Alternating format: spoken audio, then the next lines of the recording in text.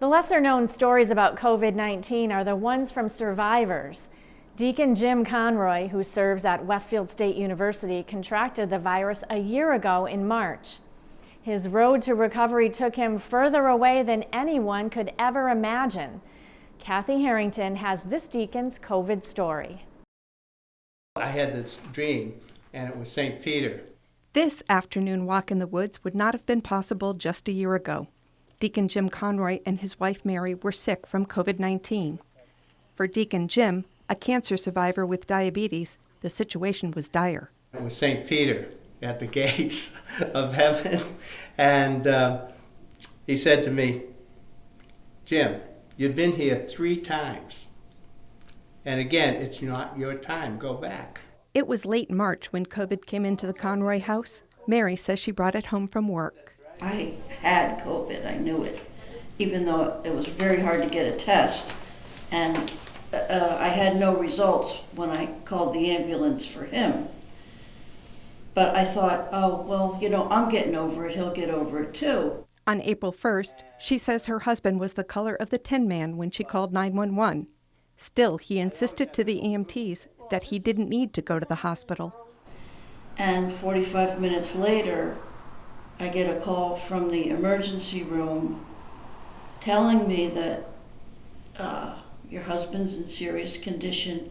We need to intubate him immediately, and we wanted to give you one last chance to talk to him. Doctors told him if he stayed home one more night, he would not have made it. He was anointed and then intubated. Deacon Jim was fighting for his life. And while I was at the hospital, many people were dying around me. Mary remained quarantined at home, knowing he was on a ventilator and that most intubated patients were not surviving. She relied on God, the rosary, and prayer warriors, friends who would pray with her over the phone. Every time I would see that Bay State Medical Center in my caller ID, it was great anxiety because I didn't know what they were going to tell me.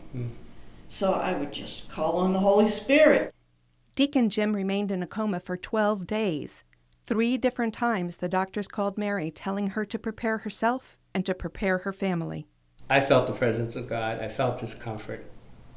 That sustained me. That gave me hope.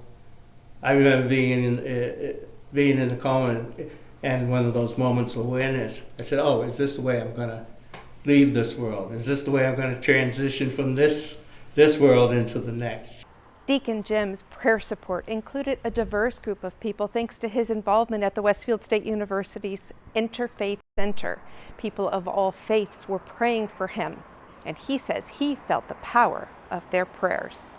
It kind of lifted me up. I could just, sometimes most people pray that, the person be, cured or whatever, maybe a physical cure doesn't happen, but there is a healing, in a spiritual sense. I found myself, when I had those moments, even in a coma, you get those moments of consciousness. Frustrated after trying a half dozen times to take Deacon Jim off the ventilator, the medical team finally succeeded. By April 17th, he was able to leave the hospital. He came home Friday. They released him at 3 o'clock. He got his Rocky send-off. And, yes. Theme of Rocky. We were barely in the door, and the doctor was calling. He was so excited because Jim was the first patient that he had intubated that had made it home. The joy for his patient was because Deacon Jim had been so close to death. And then when I found out, I almost died 3 times. I mean, really close, really, doctors are astonished, So, that leaves me wondering.